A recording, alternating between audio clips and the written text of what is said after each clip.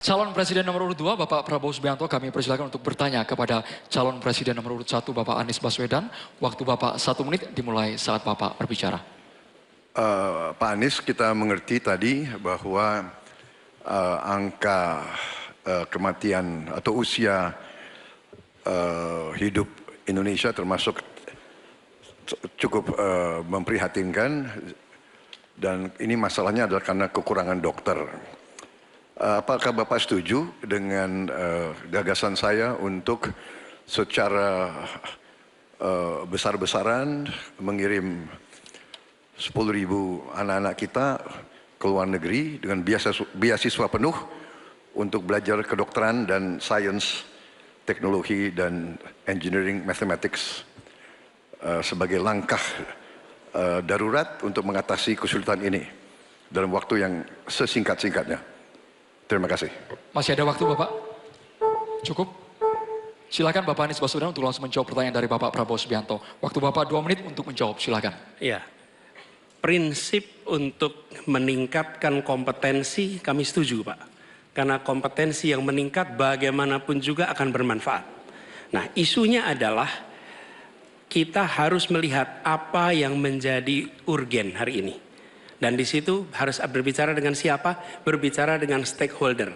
Negara punya kewenangan, tapi sekali lagi pengetahuan dan situasi di lapangan kita harus berbicara dengan stakeholder. Siapa itu? Asosiasi profesi, kemudian Kementerian Kesehatan, dinas di daerah, kemudian para aktivis, para pengamat, para pakar. Kumpulkan datanya, lihat apa yang menjadi kebutuhan. Sehingga kita bukan meloncat langsung ini adalah yang dibutuhkan. Kenapa? Karena seringkali yang kita anggap sebagai kebutuhan belum tentu di lapangan itu menjadi kebutuhan. Tapi prinsip pengembangan kompetensinya setuju Pak. Dan bila memang diharuskan untuk belajar ke luar negeri, maka go ahead. Tapi bila dibalik, profesor yang dibawa ke sini, institusinya dibawa ke sini juga tidak masalah. Karena dengan begitu proses belajar itu akan terjadi. Jadi kami melihat pengembangan kompetensi itu baik. Jangan, tapinya memastikan sesuai dengan data yang ada supaya apa yang kita investasikan bisa menjawab kebutuhan. Jadi ada unsur pentingnya, ada unsur urgensinya.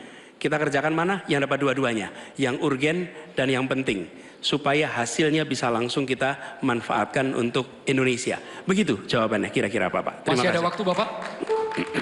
Cukup? Ingin dimanfaatkan? Kami persilakan kepada Bapak Prabowo untuk langsung menanggapi jawaban dari Bapak Anies Baswedan. Waktu Bapak 1 menit. Baik, saya kira Pak Anies, saya kira masalahnya adalah datanya sudah cukup jelas bahwa kita kekurangan 140.000 dokter. Sebagai contoh, di Atambua ada satu rumah sakit yang seharusnya ada 16 dokter, dokternya hanya 1 orang. Jadi dia kewalahan, dia harus melayani 3 kabupaten.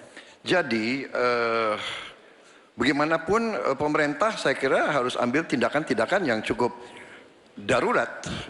Dan untuk itu menurut kami ya, kita harus ambil langkah-langkah berani, mengirim sebanyak mungkin. Tapi saya setuju juga mengundang profesor-profesor untuk mengajar di kita. Jadi saya usulkan bahwa dari 92 fakultas kedokteran kita tingkatkan menjadi 300 fakultas kedokteran. Jadi saya kira usul Pak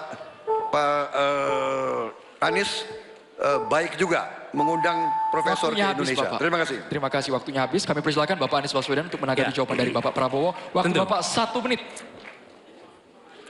Baik, terima kasih. Jadi, tapi ini juga Pak Prabowo yang saya hormati, kita banyak memberikan perhatian pada aspek kuratifnya. Itu memang betul, harus dikerjakan. Tapi jangan lupa aspek preventifnya. Dan ketika bicara aspek kuratif ada 2. Satu adalah soft infrastructure, tadi tenaga medisnya. Yang kedua hard infrastructure-nya. Apa itu? Misalnya nih, 15 dari 38 provinsi belum memiliki rumah sakit kelas A. Ini harus dibangun. Kemudian 171 kecamatan di 8 provinsi ini belum memiliki puskesmas. Jadi kita harus memikirkan dua-duanya Pak. Soft infrastructure, manusianya, hard infrastructure, Dan jangan lupa, itu semua adalah efek dari pola hidup yang tidak, salah satunya efek pola hidup yang tidak sehat. Tidak sehat, karena itulah promotif preventif itu penting. Sehingga kita tidak hanya mengobati, tapi juga mencegah. Demikian. Baik, Ya. terima kasih Bapak. Baik, berakhir sudah sesi tanya jawab antar calon presiden. Kita masih akan lanjutkan lagi, tapi silakan beri tepuk tangan yang meriah dulu untuk sesi tanya jawab 3 calon presiden ini. Oke.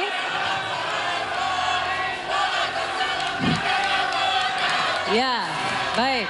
Bapak, Ibu, dan juga hadirin, sudah ada 3 fase yang kita lewati. Mulai dari menyampaikan visi, misi, dan program kerja. Kemudian menjawab pertanyaan dari panelis dan berinteraksi satu sama lain. Masih ada 1 sesi lagi. Kita akan mendengarkan bersama pernyataan penutup Ya, dari tapi masing-masing calon itu presiden. nanti. Bu Anggia, ya. Betul, tahan dulu, kami akan kembali di debat kelima calon presiden pemilu tahun 2024.